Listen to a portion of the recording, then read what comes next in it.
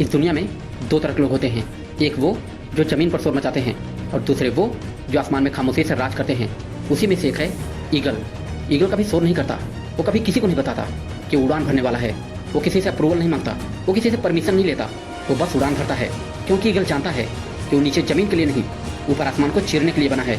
उसे नीचे वालों की राय की जरूरत नहीं होती। अगर आज लोग तुम्हें नहीं समझ रहे, अगर तुम्हें अकेलापन महसूस हो रहा है, अगर तुम्हारे सपनों पर लोग हंस रहे हैं, तो याद रखना, हो सकता है शायद तुम्हारी सोच उस ईगल जैसी है जिसका सारा फोकस सिर्फ अपने गोल पर होता है। याद रखना, भीड़ हमेशा एवरेज को पसंद करती है। ज़्यादातर लोगों को कंफर्ट चाहिए, ग्रेटनेस नहीं, क्योंकि जिसे ग्रेटनेस चाहिए वो अक्सर अकेला होता है। माइंडसेट ऐसा बनाओ जो डर को कुचल दे। ईगल की ताकत उसके पंख नहीं, उसकी असली ताकत है उसका माइंडसेट। वो कभी नीचे उड़ने की सोचता ही नहीं। वो ये नहीं सोचता कि अगर मैं गिर गया तो, अगर मैं नहीं उड़ पाया तो, अगर मुझे डर लगने लगा तो। वो बस ये सोचता है कि मैं कितना ऊपर जा सकता हूँ। तुम्हारी सबसे बड़ी प्रॉब्लम क्या है पता है?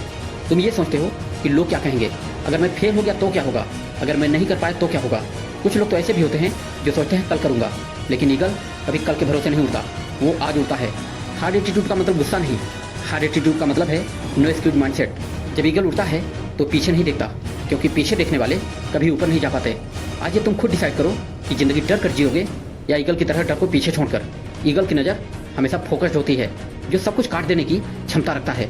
ईगल की आंखें इतनी तेज होती है कि वो कई किलोमीटर दूर से ही अपने शिकार को देख लेता है, लेकिन वो हर चीज़ नहीं देखता, वो सिर्फ वही देखता है जो उसका टारगेट होता है।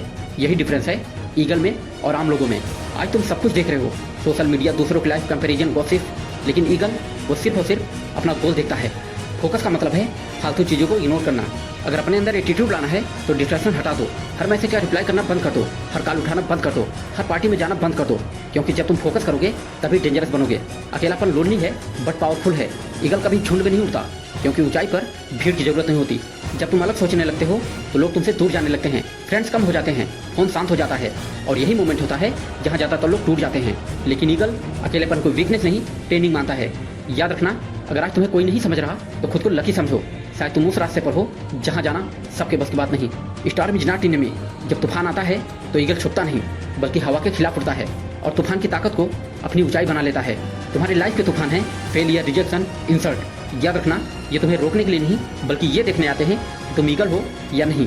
कमजोर लोग तूफान से डरते हैं, लेकिन मजबूर लोग सोचते हैं कि मैं इससे कितना ऊपर जा सकता हूँ। अगर आज दर्द है तो समझ लो कि तुम बिल्कुल सही रास्ते पर हो, क्योंकि सीधी रोड पर कोई चैंपियन नहीं होता। कौवा हमेशा ईगल से नफरत करता है, उसकी पीठ पर बैठकर चोंच मारता है, पर ईगल कुछ नहीं करता, न लड़ता है और न जवाब देता है। वो बस ऊपर उड़ना शुरू कर देता है। जैसे जैसे ऊंचाई बढ़ती है कौवा खुद नीचे आ जाता है। ये बात हमें सिखाती है कि हर इंसल्ट का जवाब मत दो, हर बात पर रिएक्शन मत दिखाओ। Growth is the best reply. जब तुम ऊपर जाओगे तो नॉइस अपने आप खत्म हो जाएगी। मूड नहीं, मिशन बनाओ।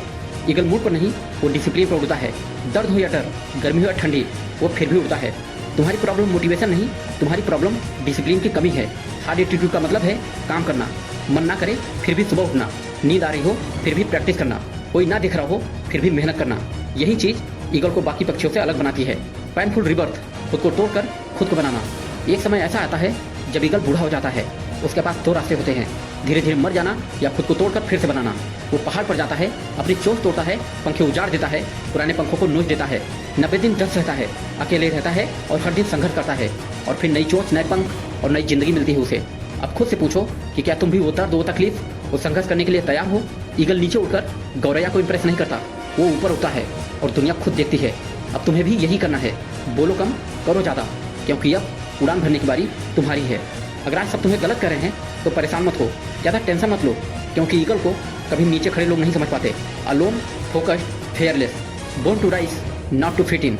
अब फैसला तुम्हारा है कि कबूतर बनकर दाना चुनोगे या ईगल बनकर आसमान चीरोगे।